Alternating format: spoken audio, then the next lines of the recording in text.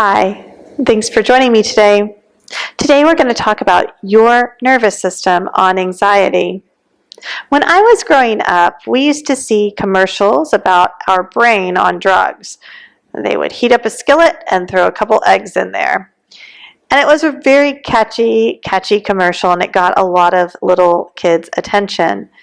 But the truth is, that analogy is more appropriate for how your brain and nervous system responds to anxiety.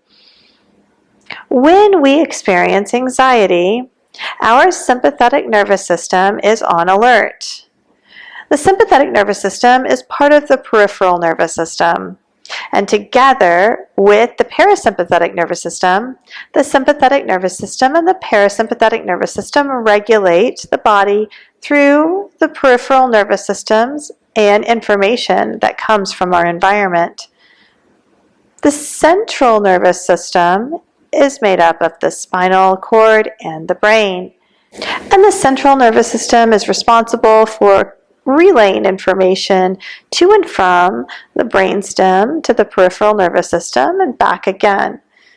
Now remember that the nervous system has a tie to the chakra system, and the chakra system have direct ties to our emotional and intellectual experience. Every thought that we have has a corresponding emotion. And when we are activated by a certain thought, we can experience a certain emotion. When fear is activated in us, we typically experience anxiety. Anxiety can be defined as the fear of the unknown or uncertainty. When we are in tune with our nervous system and we can see that it's coming into a hyper-aroused state of being, and we can use different techniques and tools to try to regulate it. When our nervous system is on anxiety, or when we are anxious most of the time, it causes the body to have a stress response. The body puts out cortisol, and the body puts out adrenaline. These stress hormones can actually take a toll on the different organ systems in the body.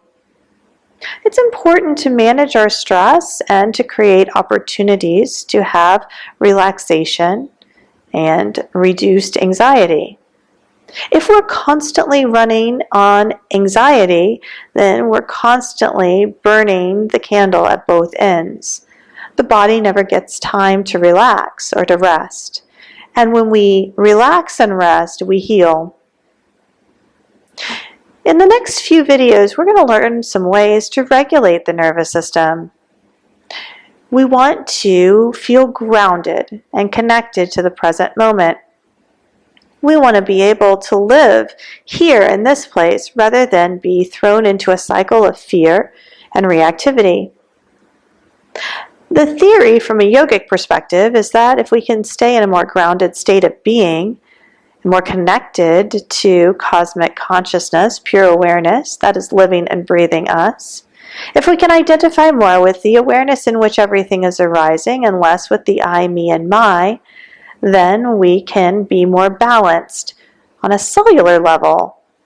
This cellular balance produces homeostasis in the body and, from a theoretical perspective, can reduce the possibility for disease. In this course, we've given you several different tools and tricks already to help you to mitigate the risk of being activated and thrown into an anxious pattern.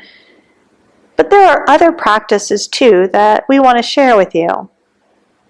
These practices help to regulate the nervous system, even if we don't go through the story of the upset. Sometimes it's better to let the story go and to focus on the feelings and sensations that are present in the body. Using the tools that we have within yoga, we can neutralize the polarity that we perceive these sensations to have, and we can move forward, letting go of any holding or gripping.